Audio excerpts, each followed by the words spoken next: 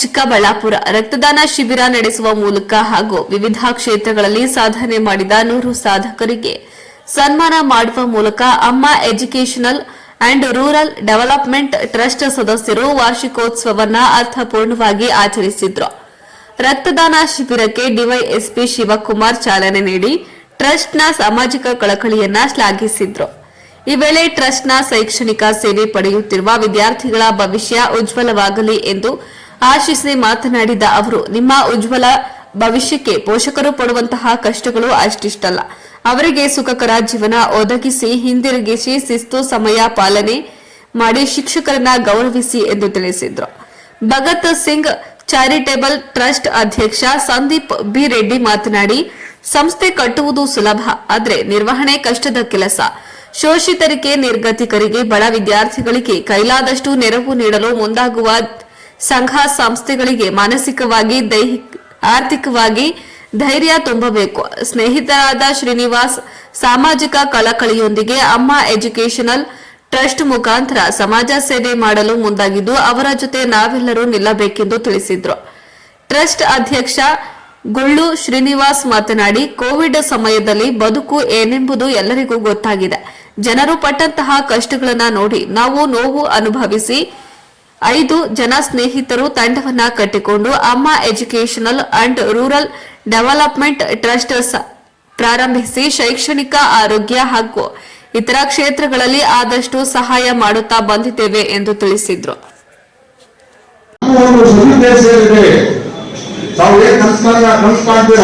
ನಾನು ಓದಬೇಕು, ಈಗ ಲಾಯರ್ ಆಗ್ಬೇಕು, ಡಾಕ್ಟರ್ ಆಗ್ಬೇಕು, ಇಂಜಿನಿಯರ್ ಆಗ್ಬೇಕು, ಪೊಲೀಸ್ ಆಗ್ಬೇಕು, ಏನೋ ಆಸೆಗಳು ಸಂಸ್ಥೆ ಸೇರಿದ್ರು. ಆ ಒಂದು ಸಂಸ್ಥೆ ಸೇರಿದ್ರೆ ಸದುದ್ದೇಶ ಈಡೇರಬೇಕಾದ್ರೆ ನಿಮ್ಗಳ ಪರಿಶ್ರಮ ಅತ್ಯವಶ್ಯಕ. ಯಾವ್ಯಾವ ಮಾತಾಡಬಹುದು ಹೋಗ್ಬೋದು, ಆದ್ರೆ ನಿಮ್ಮ ಒಂದು ದೇಶಗಳಲ್ಲಿ ಈಡೇರಬೇಕಾದ್ರೆ ನೀವು ಶ್ರಮ ಪಡಬೇಕು. ಎಲ್ಲರೂ ಕೂಡ ದೂರ ಮೇಲೆ ಆಗಲ್ಲ, ನೀವು ಶ್ರಮ ಪಡಬೇಕು. ಶ್ರಮ ಪಡಬೇಕಾದ್ರೆ ಕೆಲವು ತ್ಯಾಗವನ್ನು ಮಾಡಬೇಕಾಗ್ತದೆ. ನಿಮ್ಮ ಒಂದು ಗುರಿ ಏನಿದೆ ಅಂದ್ರೆ ಬರೀ ಓದಿನ ಬಗ್ಗೆ ಇರಬೇಕು, ಓದಬೇಕು, ಓದಬೇಕು. ಆನಂತರದಲ್ಲಿ ಜೊತೆಯಲ್ಲಿ ನೀವು ಓದಿನ ನೀವು ಸದೋಗಿ ಗೌರವ ಕೊಡ್ತಕ್ಕಂಥ ಕೂಡ ಕಲ್ಸ್ಕೊಳ್ಬೇಕು.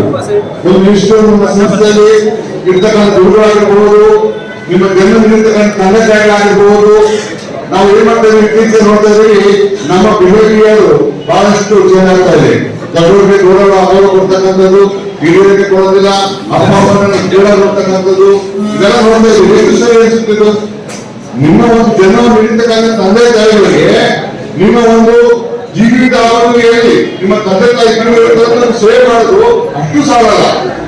ಫಸ್ಟ್ ನಿಮ್ಮ ಅದಕ್ಕೆ ಹೇಳ್ತಕ್ಕಂಥದ್ದು, ನಿಮ್ಮ ತಂದೆ ತಾಯಿಗಳಿಗೆ, ಅಣ್ಣ ತಂದೆಗೆ, ಅಕ್ಕ ತಂಗಿಗಳಿಗೆ, ನಿಮ್ಮ ಬಂಧು ಬಳಗಕ್ಕೆ ನೀವು ಆಶೆ ಒಂದು ಜನ್ಮ ಬೇಕಂದ್ರೆ ನೀವು ಕಷ್ಟಪಟ್ಟು ಹೋಗಿ ಒಂದು ಉನ್ನತ ಸ್ಥಾನಕ್ಕೆ ಹೋಗ್ಬೇಕು. ನೀವು ಸ್ವಯಂ ಪ್ರೇರಣೆ ನಿಂತ್ಕೊಳ್ಬೇಕು. ಯಾವುದೇ ಬಹಳಷ್ಟು ನಿಂತ್ಕೊಂಡ ಬರ್ತೀರಿ, ಈಗ ನೋಡ್ತಾ ಇದ್ದೀವಿ. ಅಂತವನ್ನೆಲ್ಲ ಮೆಟ್ಟಿ ನಿಂತು ಬದುಕುವಂತಹ ಇಂಥ ಜನ ನಮಗೆ ನಿಜವಾದ ಸ್ಫೂರ್ತಿ. ಇಂಥವರ ಜೊತೆ ನಾವು ಇಲ್ಲೋಣ, ಅಂತವರ ಜೊತೆ ಕೈಜೋಡಿಸೋಣ. ನಮ್ಮ ಕೈಲಾದ ಸಹಾಯವನ್ನ ಸಮಾಜಕ್ಕೆ ನಿರಂತರವಾಗಿ ಮಾತನಾಡೋಣ. ಆಗ ಮಾತ್ರ ಈ ಸಮಾಜವನ್ನು ಕಟ್ಟೋ ಕೆಲಸ ಮಾಡಬಹುದು. ಸಮಾಜ ಕಟ್ಟಬೇಕಾದ್ರೆ ಹಣ ಮಾತ್ರ ಕೊಡಬೇಕು ಅಂತಿಲ್ಲ ಸ್ನೇಹಿತರೆ. ಸಮಾಜ ಕಟ್ಟಬೇಕಾದ್ರೆ ನಿಮ್ಮ ಜ್ಞಾನವನ್ನು ನೀವು ಹಂಚ್ಕೋಬಹುದು. ಸಮಾಜ ಕಟ್ಟಬೇಕಾದ್ರೆ ನಿಮ್ಮ ಶ್ರಮವನ್ನು ನೀವು ಹಂಚ್ಕೋಬಹುದು. ಸಮಾಜ ಕಟ್ಟಬೇಕಾದ್ರೆ ರಸ್ತೆಯಲ್ಲಿ ಏನಾದರೂ ಒಂದು ಸಣ್ಣದಾಗಿ ಏನೋ ಒಂದು ಕಸ ಬಿಟ್ಟಿದ್ರೆ ಪಕ್ಕಕ್ಕೆ ಮನಸ್ಫೂರ್ತಿಯಾಗಿ ನೀವು ಆಗದೆ ಅದರ ಮುಖಾಂತರ ಸಮಾಜ ಕಟ್ಟಬಹುದು. ನೀವು ಹಾಕಿದ ಒಂದು ಕೆಲಸ ಮಾಡಿದಂತ ಇನ್ನೊಂದು ಯುವಕನ ನೋಡಿದ್ರೆ ಈ ರೀತಿ ಬದುಕಬೇಕು ಅಂತ ಒಂದು ಸ್ಫೂರ್ತಿ ತುಂಬಿದ್ರೆ ಅದ್ರ ಮುಖಾಂತರ ಸಮಾಜನ ಕಟ್ಬೋದು ಅನ್ನೋದನ್ನ ನಾನು ಕಟ್ಕೊಂಡಿದ್ದೀನಿ. ಯಾವುದೋ ಒಂದು ಪಬ್ಲಿಕ್ ಟಾಯ್ಲೆಟ್ ಹೋದ್ರೆ ನಾವೆಲ್ಲರೂ ಗಮನಿಸಬೇಕಾಗಿರುವಂತಹ ಅಂಶಗಳಿವೆಲ್ಲ. ಒಂದು ಪಬ್ಲಿಕ್ ಟಾಯ್ಲೆಟ್ ಹೋದ್ರೆ ನಿಜವಾಗ್ಲೂ ಯಾವ ಪಬ್ಲಿಕ್ ಟಾಯ್ಲೆಟ್ ಅಲ್ಲೂ ನಾವು ಏನೋ ಒಂದು ಒಳಗಡೆ ಹೋಗಿ ಬರೋಕ್ ಆಗ್ತಿರುವಂತಹ ಸಂದರ್ಭಗಳು ಇವತ್ತು ನಮ್ಮ ಭಾರತ ದೇಶದಲ್ಲಿ ಇದೆ. ಯಾಕೆಂದ್ರೆ ನನಗೆ ಯಾಕೆ ಅನ್ನುವಂತಹ ಮನೋಭಾವ, ನನಗೇನು ಆಗ್ಬೇಕು ಅಂತ ಮನೋಭಾವ, ಇನ್ನೊಬ್ಬ ನೀರು ಯಾಕೆ ಹೋಗಿಲ್ಲ ನಾನು ಯಾಕೆ ಹೋಗ್ಬೇಕು ಅನ್ನುವಂತಹ ಒಂದು ದಾಶ. ಈ ರೀತಿಯ ಮನೋಭಾವವನ್ನು ನಾವು ಬಿಟ್ಟು ನಾನು ಬೇರೆಯವರಿಗಿಂತ ವಿಭಿನ್ನ, ನಾನು ಈ ಸಮಾಜಕ್ಕೆ ನನ್ನನ್ನು ಅರ್ಪಿಸಿಕೊಂಡಿದ್ದೀನಿ, ನಾನು ಒಂದು ಏನೋ ಒಂದು ಗಲೀಜು ಮಾಡಿಬಿಟ್ಟು ಬಂದ್ರೆ ಅದಕ್ಕೆ ನೀರಾಗಬೇಕು ಅನ್ನೋ ಒಂದು ಜವಾಬ್ದಾರಿ ಯಾವತ್ತು ನಮ್ಮ ಮೇಲೆ ಬರುತ್ತೆ. ಆವತ್ತು ನಾವು ಈ ಸಮಾಜದ ಬಗ್ಗೆ ಮಾತಾಡುವಂತಹ, ಈ ವ್ಯವಸ್ಥೆಯ ಬಗ್ಗೆ ಮಾತಾಡುವಂತಹ ನೈತಿಕತೆ ಆವತ್ತು ಬರುತ್ತೆ.